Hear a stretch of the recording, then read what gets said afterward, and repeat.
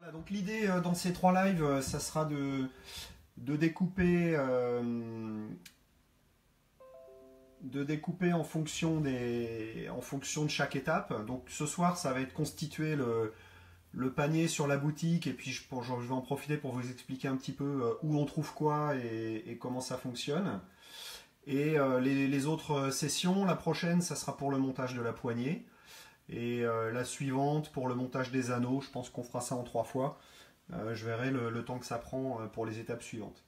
Donc pour commencer aujourd'hui, alors une fois qu'on a dit on veut monter un blanc à crank, le premier sujet sur lequel on va se concentrer, c'est lequel je choisis. Alors pour ça il y a deux options, enfin il y en a au moins deux, il y en a au moins trois, allez on va dire. Le premier c'est d'appeler la boutique. Mais si tout le monde appelle, ça va être compliqué. Le deuxième, c'est de passer par le forum, d'ouvrir un post et puis vous poser les questions, vous expliquer ce que vous voulez et on va vous répondre. Et le troisième, c'est d'aller sur la boutique et de refaire le live après. Alors, comment ça fonctionne sur la boutique? En haut, vous avez sur l'onglet, vous avez la totalité des rubriques. Donc à partir de la page d'accueil, vous voyez un onglet avec les anneaux, on va y venir tout à l'heure, un onglet avec les blancs, un onglet avec les équipements, les poignées, les bagues, les porte-moulinets, etc. La partie pêche à la mouche, ça c'est pas pour nous, la carte non plus, et l'accessoirie, on n'en parlera pas ce soir, c'est là où il y a les outils, etc. Alors, pour le blanc, c'est classé par marque. Donc vous descendez sur les différentes options. Une fois qu'on vous aura dit dans le forum, il faut prendre tel modèle, etc. Eh bien vous prenez. Hop, c'est mieux là.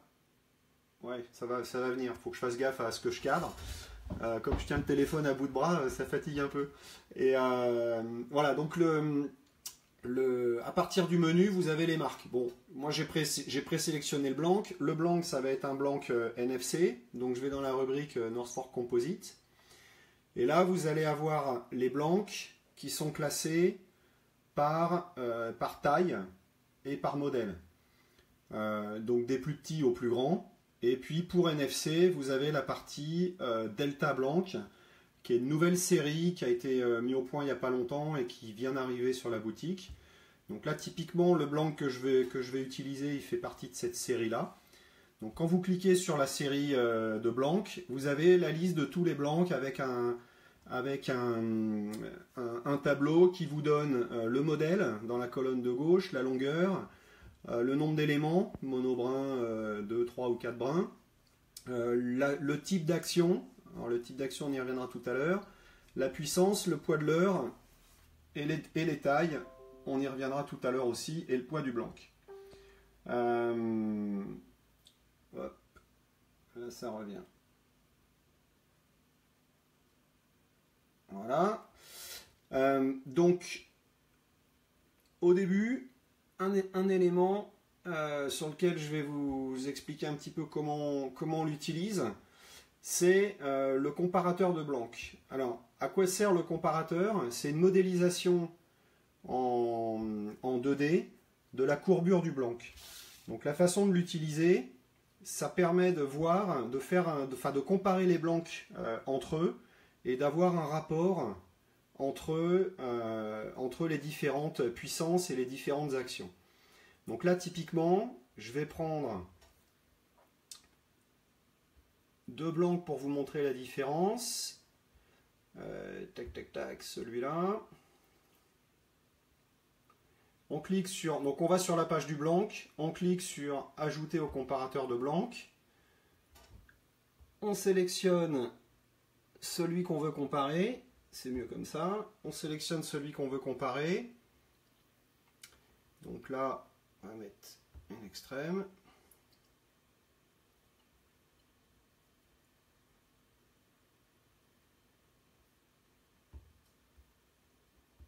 Voilà.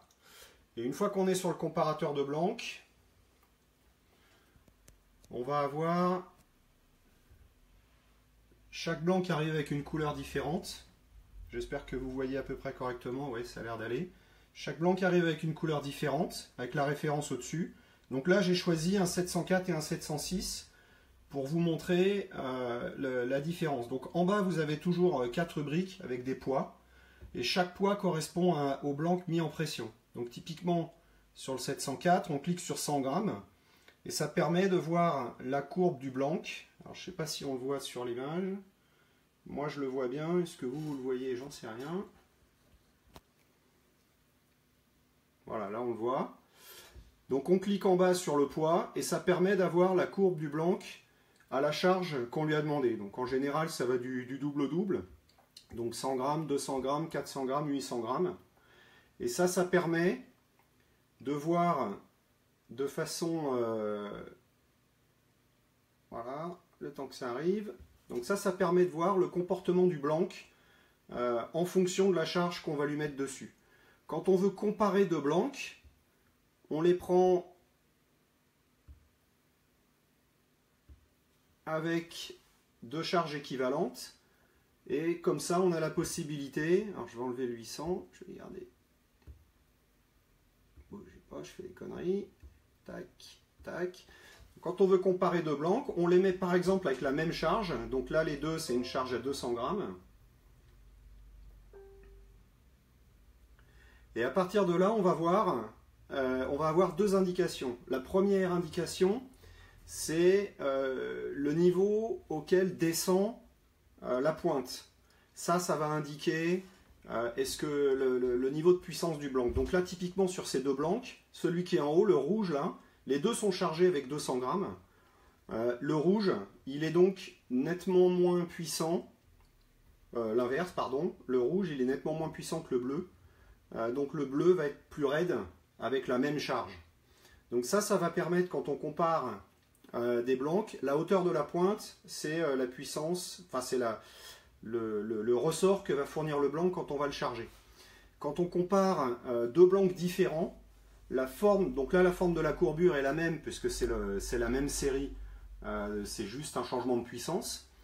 Quand on compare deux blancs qui sont de deux familles différentes, on va voir que la courbe qui est prise par le blanc, elle est différente. Et ça va permettre de voir est-ce qu'on a un blanc qui est plus souple en pointe, plus raide au talon. Est-ce que quand on le met avec beaucoup de charge, et là ça va être le cas puisque c'est des blancs de cranking, quand on va le mettre avec beaucoup de charge, est-ce que le blanc descend très fortement jusqu'au talon ou est-ce que c'est seulement la pointe qui va descendre? Donc là on va le voir le temps que ça s'affiche. Voilà. Est-ce que c'est seulement la pointe qui va descendre? Donc là typiquement, on est sur un blanc avec une action très progressive, ce qui est normal pour un blanc de cranking. Donc quand on va le charger au maximum, là c'est 800 grammes sur la courbe qui descend le plus. Quand on va le charger au maximum, eh bien, la courbure va venir jusqu'au talon, jusqu'à la poignée. Alors qu'un blanc qui serait plus raide ou plus fast, pour prendre les terminologies générales, va descendre moins loin vers le talon. Et c'est que la pointe qui va rentrer dans le flex. Donc ça c'est le comparateur. Le comparateur il va servir à identifier la courbe statique du blanc, sachant que la courbe statique c'est qu'une donnée dans la sélection du blanc. Le deuxième élément qui est important à retenir, c'est la courbe, enfin c'est le comportement dynamique, et ça on ne le voit pas au comparateur. Le comparateur il donne la courbe statique, donc on met en pression, ça veut dire que quand le blanc va être en charge au combat ou en animation, il va prendre cette courbe là. Par contre, il peut, pour une action donnée, enfin pour une courbe donnée, il peut être plus ou moins rapide, plus ou moins sec. Et ça, c'est le comportement dynamique. Et la seule solution pour le connaître, c'est de l'avoir en main et de pêcher avec, ou de passer par le forum et de demander à ceux qui l'ont en main et qui pêchent avec ce qu'ils en pensent. Et comme ça, on pourra expliquer plus précisément. Mais le comparateur a vraiment cet avantage-là. Ça permet aussi, quand on hésite entre deux blancs, de voir lequel a la courbe qui nous plaît le plus et de quelle façon il va se comporter une fois qu'il est en charge. Donc là, pour ce qui me concerne, le blanc que j'ai choisi, c'est dans la série hybride. Tac, il est là, dans le Zentron, c'est le 706. Donc une fois qu'on choisit le blanc, on a sélectionné celui qu'on veut. Donc là, la référence, elle est en haut, Zentron 706. Vous avez une partie de la documentation qui est donnée en haut, qui est la documentation constructeur. Donc typiquement 2,13 m et la puissance de lancer 10-50, c'est ce qui est annoncé par le constructeur. Cette puissance de lancer, elle est parfois modifiée par Rodaus en tenant compte des retours qui sont faits par l'équipe, par les gens qui pêchent avec le blanc. Donc en haut, c'est ce que dit le constructeur, c'est parfois juste, là c'est le cas sur les séries Zentron, et c'est parfois pas tout à fait juste, donc dans ce cas-là, c'est corrigé un petit peu plus bas. Vous avez dans les specs complémentaires, je ne sais pas si on voit.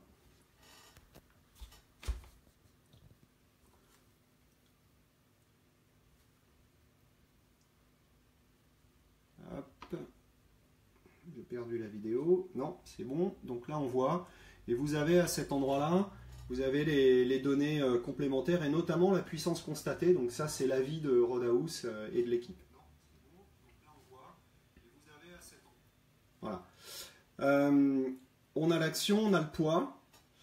Et là, on a deux informations complémentaires sur lesquelles je vais revenir tout à l'heure, mais que je présente maintenant. La première information complémentaire, c'est la taille d'anneau de Sion qui est conseillée par Rodaus pour ce blanc. Je vais y revenir après dans le choix des anneaux. Et la deuxième information qui est hyper importante parce qu'elle va être utilisée ensuite dans la conception quand on va finir les courses, c'est les mesures du blanc qui sont données au pied à coulisses. Alors comment on utilise cette partie-là? Eh bien, Rodaus sélectionne pour tous les blancs, prend la mesure du talon sur les 50 premiers centimètres, c'est-à-dire les 50 cm du côté du talon. Et vous avez la mesure tous les 5 cm. Donc à 0, c'est la mesure max qui est donnée dans la fiche produit. Et puis là, vous avez les distances à 5, 10, 15, 20 cm, tous les 5 cm à partir du talon, jusqu'aux 50 premiers centimètres. À quoi ça sert ça? Eh bien ça sert à savoir, parce qu'on ne peut pas savoir d'avance quelle est la conicité du blanc, c'est-à-dire à quelle vitesse il va réduire son diamètre au fur et à mesure où on va remonter.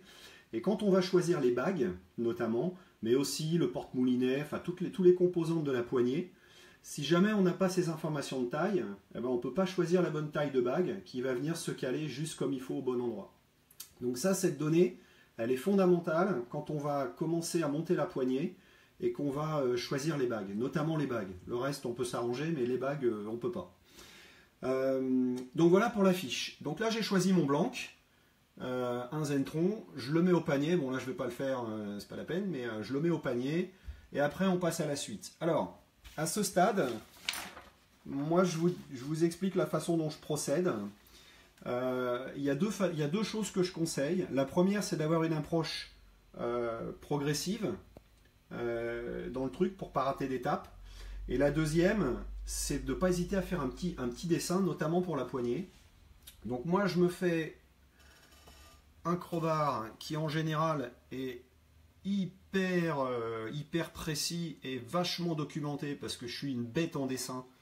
Et donc, je m'éclate comme un petit fou à faire des dessins d'une qualité exceptionnelle. Et l'objectif du dessin, en fait, c'est de marquer sur un bout de papier chaque élément qu'on a en tête au moment où on constitue la poignée. Donc vous voyez la précision extrême du dessin, tout est au millimètre, tout est documenté, c'est du vrai dessin industriel. L'important, c'est surtout qu'on a tout écrit, donc on ne va rien rater après quand on va passer sur la boutique pour choisir les composants. Alors dans le cas présent, je vais mettre un... Et le deuxième conseil, donc premier conseil, faites ça. Vous dessinez les bagues, machin, vous en foutez de la forme, hein, je déconne sur la qualité du dessin, l'important c'est que tout soit marqué.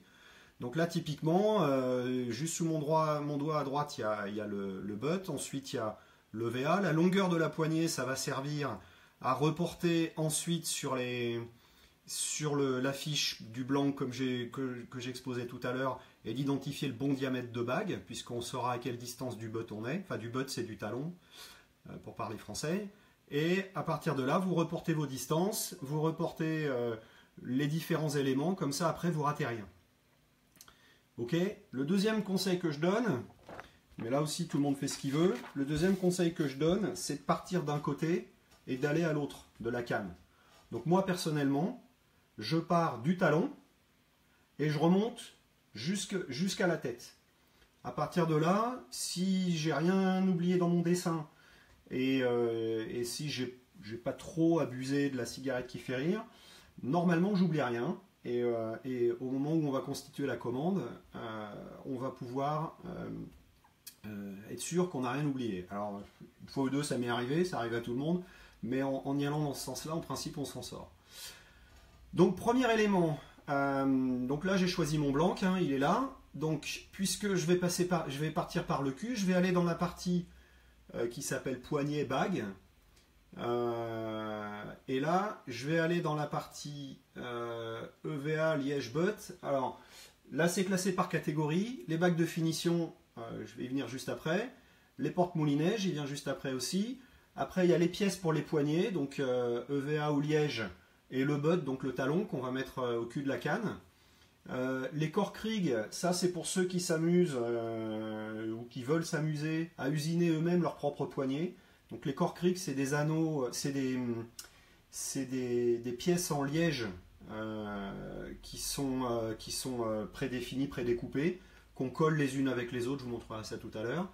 Mataji, c'est tous les composants du constructeur Mataji, et les kits de poignets, ça c'est un élément qu'on peut utiliser notamment au début quand on ne sait pas par quel bout prendre le sujet. Rodahouse a défini un certain nombre de kits prédéfinis dans lesquels vous avez le porte-moulinet, les bagues, les EVA, etc.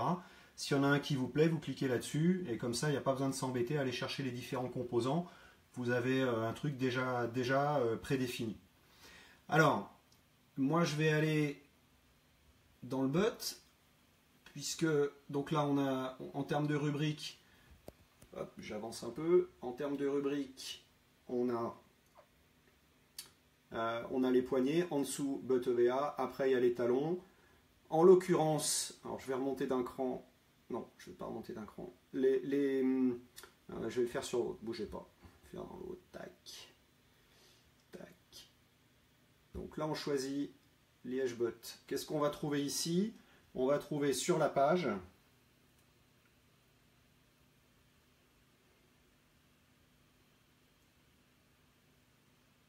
voilà, on va trouver sur la page les talons, donc les butts. Les rear grips, c'est la partie qu'on va mettre derrière le porte-moulinet. Les poignées profilées, elles viennent se greffer sur certains porte-moulinets spécifiques qui ont des découpes particulières, et donc ces poignées-là, elles viennent dessus. Le foregrip, c'est ce qu'on met à l'avant du moulinet. Les poignées carbone, j'y reviens pas aujourd'hui. L'exo, le VA coloré, on va venir tout à l'heure, et les blocs.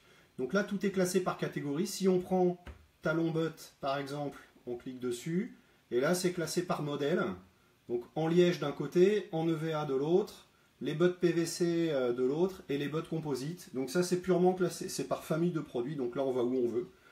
On fait ce qu'on veut. Et moi, typiquement, j'ai choisi, dans la catégorie bottes composite, pour ce blanc-là, j'ai pris le Alps Deluxe, qui est une partie alu métallique avec une surlure, une bague et une surlure caoutchouc. Pourquoi j'ai pris ça? C'est pour changer, parce que jusque là je mettais des bottes en liège, donc j'ai voulu changer un peu. Et ensuite, quand vous êtes sur cette page là, bon là typiquement il y a 5 modèles différents. Une fois que vous avez choisi celui que vous voulez, vous avez dans le menu déroulant ici la liste de tous les butts, et là en l'occurrence c'est les couleurs des bagues. Donc vous choisissez la couleur qui vous va bien. Donc moi en l'occurrence c'est du blue cobalt, c'est du cobalt blue, puisque pour ceux qui le savent aussi, je monte toutes mes cannes en bleu. Voilà, donc une fois qu'on a le butt, au-dessus du butt, qu'est-ce qu'on met? On met un EVA. Alors l'EVA, là on remonte sur la partie, on remonte sur la partie EVA. Voilà. Et moi, ce que j'ai choisi pour cette canne-là, c'est un EVA coloré. Alors, c'est quoi les EVA colorés? Ce sont des EVA. Alors, évidemment, il y a les noirs, il y a les petits, il y a les gros, etc. Les EVA colorés, c'est des EVA qui arrivent directement d'usine, prédéfinis. Donc, il y en a qui sont en spirale, là, celui qui est là, bon, je vous laisserai découvrir sur la boutique. Les camos, qui sont super. Pour ceux qui aiment le côté un peu route. Et il y a une partie que j'aime beaucoup, moi, qui sont les EVA colorés. Je peux appuyer sur le bon. Voilà, qui sont les EVA colorés qu'on a là. Et ces EVA là, je vous laisserai regarder aussi dans la boutique. Vous avez des variantes qui sont unies en couleur et d'autres qui sont striées. Et moi j'aime beaucoup, dans celles qui sont striées, j'aime beaucoup le noir et bleu. Donc sur ce coup-là, j'ai choisi un EVA coloré. Là c'est pareil, on a dans le menu déroulant, on a la liste. Donc moi c'est le Blue Grain que j'ai choisi. Donc là on choisit Blue Grain. Ah, il n'y en a plus. Donc j'ai pris le dernier Goulven. Donc là il n'y en a plus, mais bon c'est celui-là que j'ai pris. Et sinon, si vous voulez vous rendre compte, en zoomant sur l'image, on a le rendu. Moi j'aime beaucoup tous ceux qui sont striés. Là j'ai monté le light gray, celui-là, sur une canne, ça rend super. Et là c'est le bleu. Alors il rend moins bien sur la photo, mais dans la vraie vie c'est assez sympa. Donc l'intérêt de ces EVA là, ils arrivent sur une longueur assez longue de 60 cm, donc en plus ça peut faire plusieurs cannes. Et le deuxième intérêt, et l'autre élément, c'est qu'ils arrivent bruts. Donc c'est des EVA qu'il va falloir tourner pour leur donner la forme qu'on veut, enfin qu'on peut tourner. On peut les monter tels qu'ils sont si on veut, c'est cylindrique. Et on peut les tourner, et moi typiquement c'est ce que je vais faire, je vous montrerai ça dans le prochain live. Voilà, donc là on est parti du cul, on a un butt, on a un EVA. Au-dessus de l'EVA, on va mettre un porte-moulinet. Alors, le porte-moulinet, c'est toujours la même partie. Poignée bague, porte-moulinet. Je me pose le bras parce que c'est dur le bras à bout de bras tout le temps. Donc là, on a les porte-moulinets sont classés par catégorie. Spinning, casting. Et à l'intérieur, donc là, ça sera casting. Et à l'intérieur de chaque catégorie, c'est classé par marque. Donc Fuji, Forecast, Alps, American Tackle. Alors je ne rentre pas dans le détail, je vous laisserai naviguer sur le site. En l'occurrence, moi j'ai pris un Fuji et j'ai pris un Fuji PTS. Alors pourquoi le PTS? Le PTS normalement il se monte avec un insert en carbone qu'on met à l'intérieur. Sauf que son diamètre interne, c'est exactement le diamètre de mon Blanc à l'endroit où je vais le positionner. Donc comment on fait pour s'y retrouver? Donc là c'est celui-là que j'ai pris, c'est le PTS PK. Et là en fait on a sur chaque porte-moulinet, on a le guide de montage. Donc on voit le modèle tel qu'il est. Donc celui-là je l'aime bien parce qu'il est ouvert sur le blanc, au-dessus et en dessous. Et l'autre chose qui est assez sympa, c'est qu'en fait la partie haute est au ras du blanc. Donc ça permet de ramener le moulinet au plus près du blanc. Et donc on gagne en prise en main, c'est plus sympa. Et ensuite, sur la partie en dessous, vous avez le détail avec les cotes. Les cotes internes, c'est en millimètres. 16 mm à l'avant, ça veut dire 16 mm au cul aussi. Les diamètres externes ici, ça va servir pour les tailles de bague. Donc typiquement, là, c'est un diamètre de 27 externe. Donc si on veut mettre une bague au cul du moulinet, il faudra mettre une bague de 27 pour qu'elle affleure. Et là, on viendra juste après, quand je vais parler des bagues, on viendra sur les questions de diamètre intérieur et extérieur. C'est là qu'on s'en sert. Et ce porte-moulinet là, il y a deux versions. Il y a la version que j'ai retenue moi, dont on va habiller l'avant. Avec une avant qu'on appelle un KDPS, sur lequel on va faire un habillage. Et l'autre version, c'est un écrou. Donc dans ce cas-là, il y a juste l'écrou, il n'y a pas besoin d'habiller. Voilà, donc là mon Blanc, comment je sais que j'ai besoin de celui-là et que j'ai besoin de 16 mm? Parce que si je reviens sur mon dessin comme tout à l'heure, mon Blanc, mon porte-moulinet, je vais le positionner à environ 28. J'essaye de m'approcher, j'espère que c'est net. Ouais, c'est à peu près net. Ouais, c'est même complètement net. Donc mon Blanc, mon porte-moulinet, il va être positionné à 28. Donc l'arrière de mon porte-moulinet, le cul du porte-moulinet, va être à 28 du butt. 27 à peu près, 27. Donc à 27, là j'ai la mesure à 25 qui me dit il y a 16,56 et à 30 qui me dit il y a 16,14. On a vu juste avant que sur le porte-moulinet que j'ai choisi, le diamètre intérieur est de 16. Donc comme moi je vais venir à cet endroit-là, aux alentours de 27-28, je vais avoir aux environs de 16-20 de diamètre. Donc mon Blanc va être un petit peu plus fin, mon porte-moulinet qui fait 16 va être un peu plus fin que le Blanc. Donc je vais le rimer un petit peu et il va venir se plugger directement sur le Blanc sans avoir besoin de rajouter une pièce carbone. Si jamais on met ce porte-moulinet là sur un Blanc qui est moins gros, moins épais, parce que 16 mm c'est gros, si jamais on met ça sur un Blanc moins épais, ce qu'on fait c'est qu'on met un tube de carbone à l'intérieur de ce porte-moulinet là et on fait le comblement comme ça avec du chine. Voilà. Donc là typiquement, comme je voulais garder l'accès au Blanc, J'ai pris ce porte-moulinet là et j'ai sélectionné celui-là parce qu'il fait juste 16, la taille qui me va bien. Sinon, il y a d'autres porte-moulinets dans le reste du site qu'on choisit en fonction de la taille. Ok, donc ça c'est le porte-moulinet. Je parlais des bagues tout à l'heure. Moi j'aime beaucoup habiller à l'arrière du porte-moulinet. C'est là, pardon. À l'arrière du porte-moulinet, j'aime bien habiller avec une bague de finition. Donc on peut dire qu'on laisse le... Elle arrive l'image. Ouais, elle arrive. On peut dire qu'à l'arrière du porte-moulinet, on vient faire affleurer l'EVA. On peut, il n'y a pas de problème. Et on peut rajouter une bague. Moi je le fais souvent. Même tout le temps. C'est une bague en l'occurrence qui s'appelle TRC et qui vient, donc c'est dans la catégorie bague, on a vu tout à l'heure, je vais la refaire. Donc là on va dans bague de finition. Ok, TRC, merde j'ai un trou. Je sais plus si c'est Alps. Ouais c'est ça, c'est Alps. Donc on va chercher la bague TRC. Et cette bague TRC, elle est faite spécialement pour les porte-moulinets casting.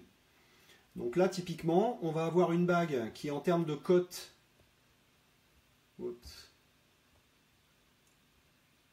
voilà. En termes de cote, on a une bague qui va venir se positionner à l'arrière du porte-moulinet et qui est aux dimensions des porte-moulinets casting et qui va venir faire la finition et l'habillage devant le VA. Donc moi qui monte en bleu, je prends toujours une Blue Cobalt. Là c'est pareil, vous avez différentes couleurs qui sont proposées là. Donc une fois que vous avez choisi votre couleur, vous allez dans le menu déroulant qui est là, et là vous avez la liste de ce qui est proposé. Donc moi c'est Cobalt Blue, hop, on clique et on met au panier. Donc là je suis parti du cul, j'ai mon butt, j'ai mon porte-moulinet, j'ai la bague qui va derrière, j'ai mon EVA. Par contre je vous ai dit tout à l'heure que l'avant de l'EVA que j'ai choisi, c'est un avant qui s'habille. Alors, quand on va sur le porte-moulinet, dans la notice descriptive du porte-moulinet, j'espère qu'on va le voir là.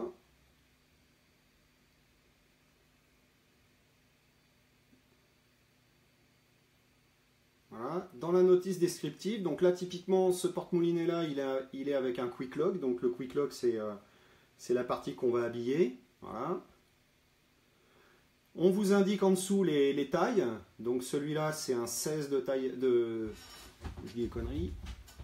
Oui, c'est un 16 de taille intérieure. Et on vous dit compatible avec les grippes KDPS 17 et grippes KDP de Skeleton 17. Donc là, ça veut dire que vous allez sélectionner pour faire l'habillage du Quick Lock, la partie à l'avant, qui est le petit bout... hop, si je viens dessus, c'est mieux. Le petit bout qu'on voit là. Pour habiller cette vis là, eh bien... on a besoin de choisir des habillages qui sont pour le Skeleton, enfin pour le Quick Lock en taille 17, sachant que l'autre taille commune c'est 16, pour faire l'habillage. Alors, où on va pour faire ça? On retourne dans la partie poignée bague. On va, alors il y a plusieurs endroits où on peut les trouver, mais en l'occurrence, on va chez Mataji.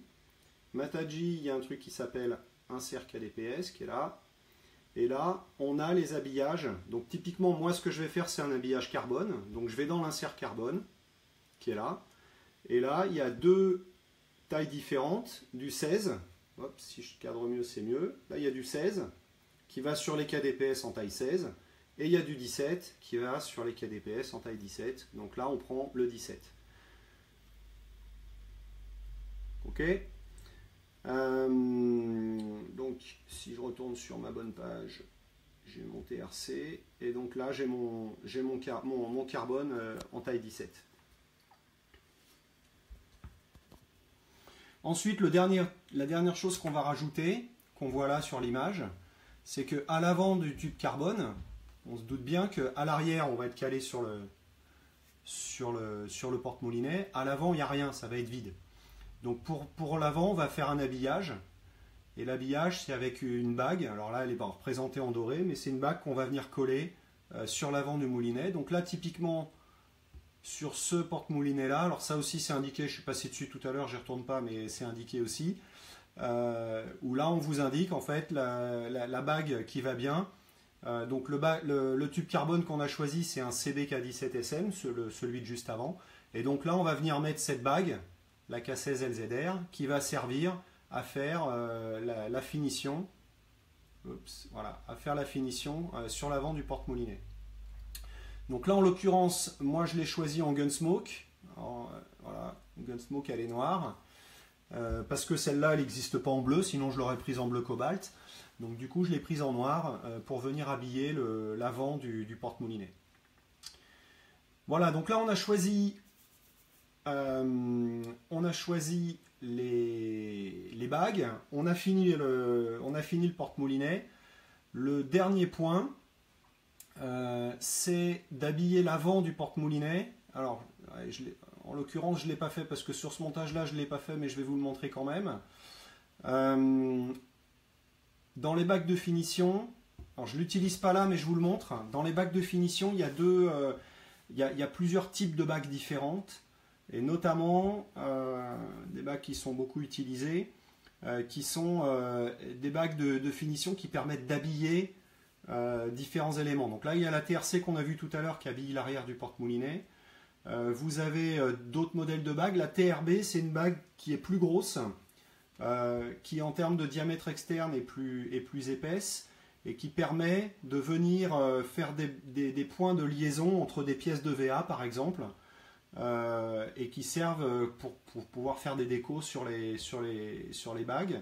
Et sinon, une autre qui est beaucoup utilisée, c'est celle-là. Enfin, moi, j'en mets tout le temps. Dès l'instant où j'ai une poignée en split grip, j'utilise cette bague-là. Donc ça, c'est des bagues de finition qui vont permettre de se mettre, notamment quand on fait des poignées en split grip, qui vont venir se mettre devant ou derrière le VA, enfin devant le butt ou derrière la poignée, et qui vont servir à faire une finition plus propre sur les bords de VA. Alors, là j'en ai pas mis, donc c'est pour ça que je ne rentre pas dans le détail. Vous avez toujours un fichier qui vous donne les références avec les diamètres internes, les diamètres externes à chaque fois. Et c'est là où on va avoir besoin, typiquement, c'est là où on reprend les tailles sur le blanc telles que je les avais expliquées tout à l'heure. Si on veut en mettre une à 20 cm du butt et qu'à 20 cm le blanc fait 15 mm par exemple, eh bien, enfin je vais prendre 13, c'est mieux, 13 mm, eh bien on va prendre la bague qui fait le demi-millimètre au-dessus. C'est-à-dire que si vous avez 13,0, vous prenez 13,5. Si vous avez 13,2, vous prenez 13,5. Si vous avez 13,5, vous prenez 14.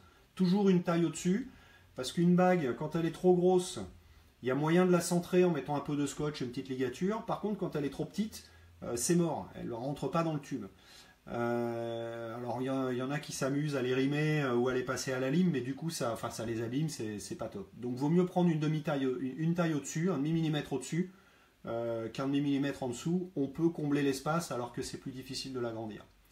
Donc, c'est là où la mesure toutes les 5 cm sur le blanc qui est hyper importante, puisque on va positionner ça. Et la dernière bague qu'on utilise beaucoup, c'est une bague qui s'appelle la D16FR, qui est chez Mataji. Tac, tac, tac. On va chez Mataji. Pourquoi je parle de la D16FR? C'est parce que... Hop, là, c'est l'autre. La D16FR, c'est celle qu'on utilise pour fermer... Merde.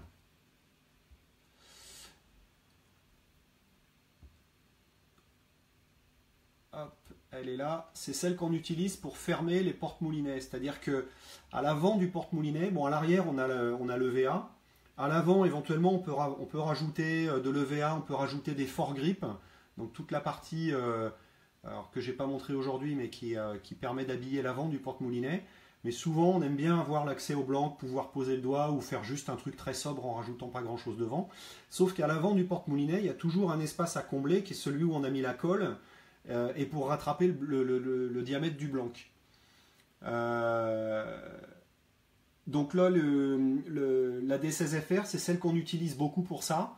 Et elle est dimensionnée par Fuji en fonction de la taille des porte-moulinets Fuji. Alors, comme c'est plus ou moins le standard, ça s'applique sur les autres aussi la plupart du cas. Ça permet d'avoir le bon diamètre sans qu'elle soit trop grosse. La bague à tenon que j'ai montré tout à l'heure, son diamètre extérieur est trop gros. Du coup, on ne peut plus passer la vis du porte-moulinet si jamais on veut la sortir. Alors que là, on est juste affleurant à la vis du porte-moulinet. Ça veut dire que quand on va venir la coller, elle va affleurer et on peut toujours dévisser l'avant du porte-moulinet. Donc voilà la D16FR. Je ne rentre pas plus dans le détail sur les bagues, parce que rien que là-dessus, on pourrait y passer des heures.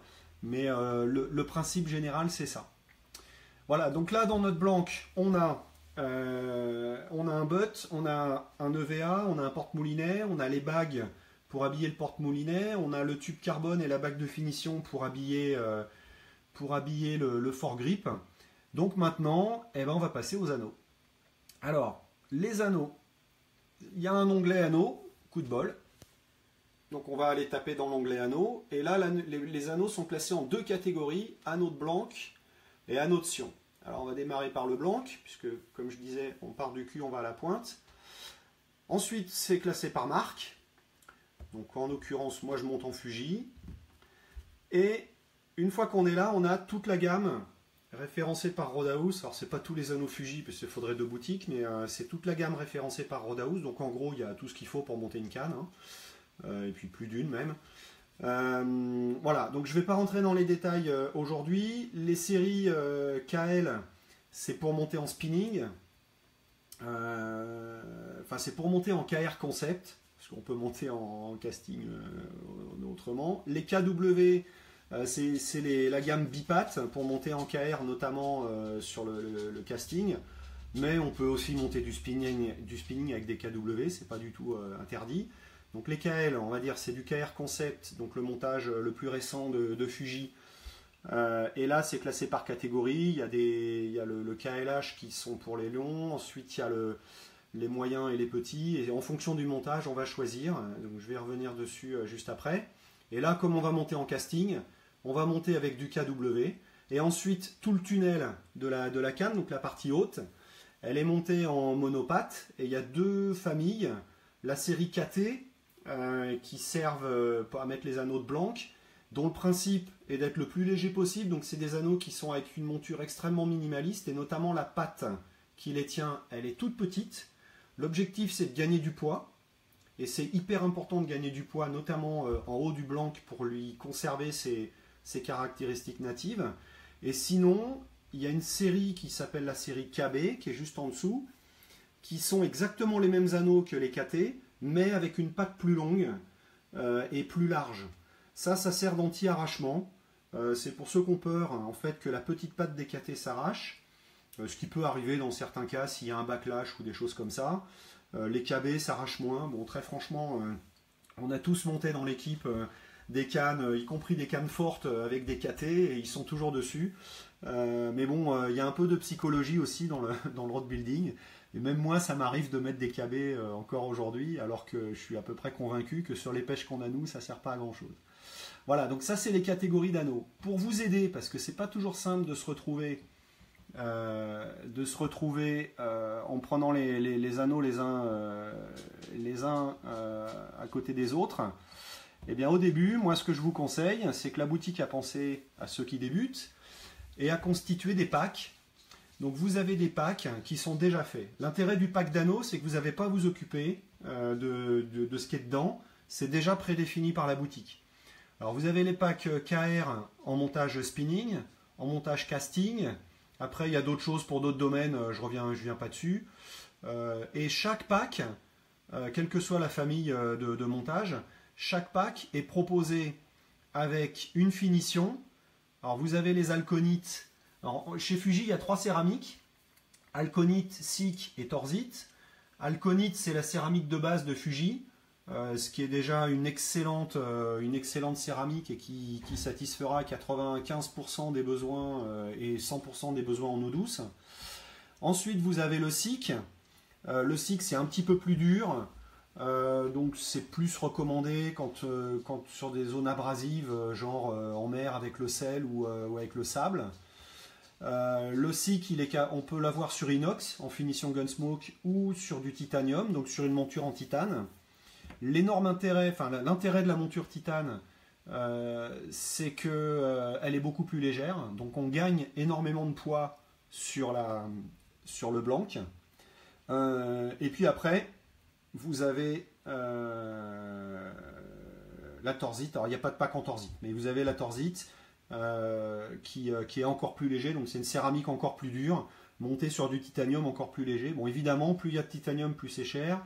Et plus on monte dans les gammes d'alconite, plus c'est cher, c'est normal. Voilà, donc les packs d'entrée de gamme qui, je le répète, satisfont 90% des besoins, notamment en eau douce, c'est les packs alconite. Donc Black, c'est une finition noire. Frosted Silver, c'est une finition inox brossé. Et Gold, ça c'est pour ceux qui aiment bien les finitions un peu, enfin dorées. C'est une finition dorée chez Fuji.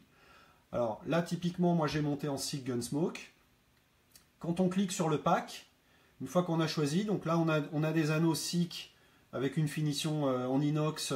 Gunsmoke, c'est un inox anodisé noir.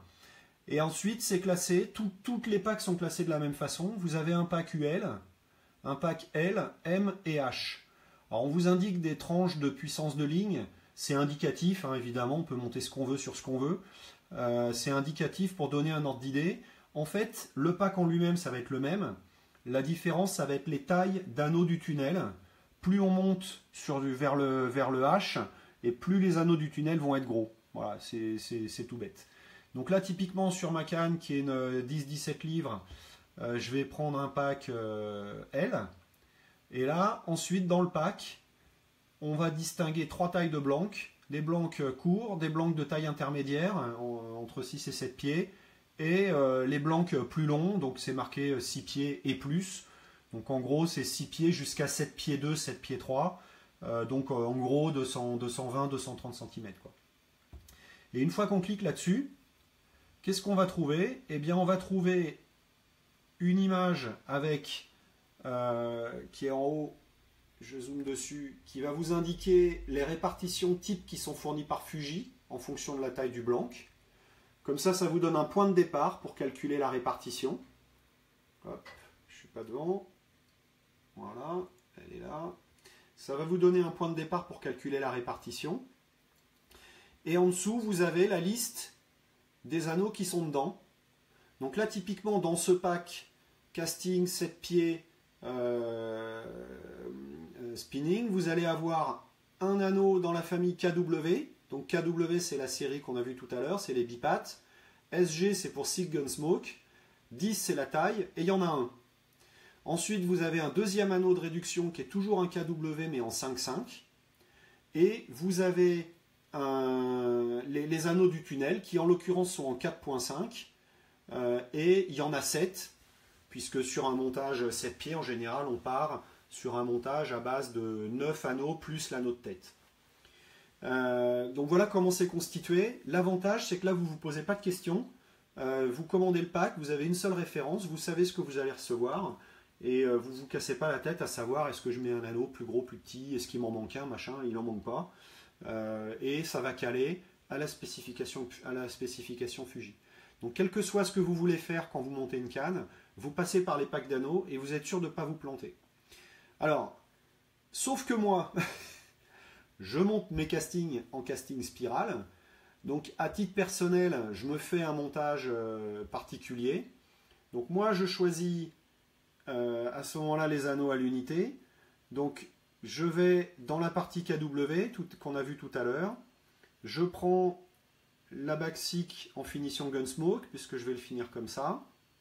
Et une fois qu'on est là, on a sur le menu déroulant toutes les tailles, si je clique sur le bon c'est mieux, toutes les tailles d'anneaux qui sont proposées dans la référence. Donc là typiquement la série KW, les plus gros anneaux c'est 50 et le plus petit c'est 5.5. Moi personnellement sur une canne de cette puissance, j'aime bien coller la ligne au blanc, donc je réduis les tailles même par rapport à ce que préconise Fuji. Mais bon, ça c'est un choix personnel, hein, on fait ce qu'on veut. Et donc moi ce que je fais pour ce montage-là, je prends un premier anneau en taille 8, donc on le sélectionne, on le met au panier. Comme c'est une rotation, puisque je vais monter en spirale, j'ai besoin de 3 anneaux pour faire le tour du blanc. Donc je vais en prendre un en taille 7, ensuite, qui sera le deuxième de la rotation, je le mets au panier. Et le troisième en bipatte, en taille 5,5. Et lui, il va me finir, il va me terminer la rotation. Enfin, il sera un peu de biais aussi, mais il va me terminer la rotation. Et ensuite, je fais tout mon blanc avec une série KT, donc la même chose que tout à l'heure, hein. On a les KT, donc les petits monopattes pour le tunnel. Les premiers, attendez, je ne suis pas bien cadré, hop, et voilà. Les premiers vont être en alconite, donc finition noire, finition métal. Ensuite, il y a les SIC, et puis les torsites, et puis les nouveaux, les dépolis. Voilà. Donc là, bah, je continue ma série en SIC Gunsmoke. Je choisis le modèle. Donc moi, je vais faire un tunnel sur cette canne-là. Je vais faire un tunnel en 5. Hop. Donc je sélectionne la taille de 5 et je mets au panier. Donc en l'occurrence, je vais me faire un montage en 9 anneaux. Donc comme j'en ai 3 dans la rotation, je vais en prendre 6 en KT. Donc là on met la quantité et on passe au panier la quantité qu'on veut. Voilà, donc là j'ai ma poignée, j'ai mes anneaux, j'ai ma spirale, j'ai mes bipattes pour la rotation, j'ai mes monopattes pour le tunnel. Ce qui me reste à trouver, c'est l'anneau de tête. Alors pour l'anneau de tête, on retourne dans le truc de tout à l'heure, la notion. Et la notion, c'est classé de la même façon. On est classé par marque. Donc moi je prends du Fuji, puisque j'ai commencé en Fuji, je continue en Fuji. Et là vous avez toutes les séries d'anneaux de tête. Alors les deux qu'on utilise essentiellement en eau douce. La première série, c'est la série MN. La série MN, elle dispose du petit débord là sur le côté anti-emmêlement. Et l'anti-emmêlement sur l'anneau de tête, c'est important. Ça évite de casser les blancs sur un nœud dans l'anneau. Et la série MN, elle a une patte à l'arrière qui permet de faire une ligature qui vient serrer la patte de l'anneau sur le blanc. Donc on a une meilleure liaison avec le blanc. Sauf que ces anneaux-là, ils n'existent pas dans les petites tailles. Donc dans les petites tailles, on prend la série LG, qui est juste en dessous, où là, il n'y a plus la patte, mais qui permet d'aller sur des tailles plus petites, donc des blancs plus fins, ou des tunnels de taille plus petite. Donc là, en l'occurrence, je monte sur un MN. Et là, c'est classé de la même façon qu'on a vu tout à l'heure. On a du SIC finition Gunsmoke, on a de l'alconite finition métal ou finition noire. On a du titanium SIC ou on a de l'alconite. Bon là ça permet de continuer la série de la même façon de terminer la série de la même façon qu'on a commencé la rang. Donc là en l'occurrence je suis sur du SIC Gunsmoke sur ma série. Donc je prends le MN ST qui est en back SIC et finition Gunsmoke. Et là on revient à ce que je disais tout à l'heure, sur la fiche du blanc. La première information qu'on avait, que j'avais montré tout à l'heure, c'était la dégressivité. Hop, elle est là, la dégressivité des tailles. La deuxième information importante, et elle est en rouge presque partout, c'est la taille de la notion. La taille de la notion qui est conseillée, elle est conseillée en tenant compte de deux logiques. La première, c'est le diamètre du blanc au type, enfin à la tête, donc le diamètre du blanc. Donc ce blanc-là, mon Zentron 706, il fait 2,6 mm au type. Et le conseil de la boutique, c'est de monter un anneau de 6, parce qu'on a fait un tunnel en 6, et une taille en 2,6. La taille qui est indiquée là, c'est la taille du tube en fait, pour que le tube puisse rentrer par-dessus le blanc. Donc là, je sais que je dois monter une taille en 2,6, donc un tube en 2,6 pour que ça rentre dans le blanc. Par contre, c'est conseillé en 6, en tunnel. Or, moi, j'ai fait mon tunnel en 5. Donc, quand je vais sur mon anneau de tête, je prends ma série MN. Donc, moi, j'ai mon tunnel en 5. Je reprends mon MNST. Il est là. Moi, j'ai mon tunnel en 5. Putain, ça cadre pas pareil sur le Facebook par rapport à moi. Je prends mon tunnel en 5 et mon tube en 2,4. Donc là, quand on clique sur le menu... J'essaie de m'approcher. Voilà. Quand on clique sur le menu, on a pour la référence, on a la liste de toutes les tailles qui sont référencées. Donc moi, typiquement, je fais mon tunnel en 5 et le diamètre est à 2,6. Il est où le 2,6? Non, mais je dis des conneries. J'ai dû faire mon tunnel en 6 alors, parce qu'il n'y a pas le 2,6. Donc j'ai dû faire un 6 en 2,6. Voilà. Donc il est là. Donc j'ai dû faire mon tunnel en 6. J'ai dit 5 tout à l'heure. Il faudra que je regarde, mais j'ai dû faire mon tunnel en 6. Donc là, voilà. On prend la taille d'anneau. Donc le premier chiffre, c'est la taille de la céramique. Donc ça doit être la même que le tunnel qu'on a pris. Alors j'ai dit 5 tout à l'heure. Je pense que j'ai fait 6. Et 2,6, c'est la taille du tube. Et donc c'est ça qui doit venir s'insérer par-dessus le blanc. Donc là, on choisit le 6 de 6. On passe au panier. Et on a terminé sa commande. Voilà, donc ça c'est quand on est sur la boutique. Ensuite, on valide le panier, on signe, on explique qu'on est d'accord avec la boutique sur les conditions de vente, on met son numéro de carte bleue et on est livré. Alors j'ai souvent le commentaire de gens qui sont passés par la boutique et qui disent ouais, il y a un blanc monobrun, c'est 20 €, enfin c'est 19,90 de frais de port, ça fait cher. Moi, j'ai tendance à dire que y a beaucoup de boulot parce que quand vous voyez toutes les pièces qui sont à assembler, ça fait quand même du travail pour chaque commande. Et la deuxième chose, je vais vous montrer ce que ça donne quand ça arrive. Regardez pas ces crados à la maison, mais voilà ce que ça donne quand ça arrive. Donc la canne, elle est emballée dans un Toblerone, comme ça. Et dans le Toblerone, qui est à peu près incassable puisque la forme est étudiée pour. Et à l'intérieur du Toblerone, vous avez le conditionnement, si je cadre bien c'est mieux, vous avez le conditionnement qui est fait comme ça, de cette façon-là. Donc le tube est emballé sous cellophane, enfin pas cellophane, sous papier bulle sur toute la longueur. Il est fixé avec des renforts partout, devant, derrière. Les éléments qu'on a commandés sont dans un sac qui est en dessous là, ce qui est mieux, qui est en dessous là-dedans, et le tube est complètement isolé puisqu'il est monté sur des bulles de l'autre côté, donc il est complètement isolé du reste. Donc vous êtes sûr quand ça va arriver que ça ne sera pas abîmé, que ça ne sera pas détérioré, que ça ne sera pas cassé, et donc pour moi ça justifie très largement le coût logistique. Si jamais si Rodeus enlevait 2 ou 3 euros ou 4-5 € sur la logistique, ça serait pas possible d'avoir un conditionnement aussi complet. Donc voilà, c'est tout pour ce soir. Je regarderai les questions et je vous ferai les réponses dans les commentaires si jamais il y a des questions qui ont été posées. Donc c'est fini pour ce premier live. Bon, il n'y a eu qu'un crash au début, donc finalement c'était pas trop mal. Je vous enverrai dans la semaine l'horaire du prochain.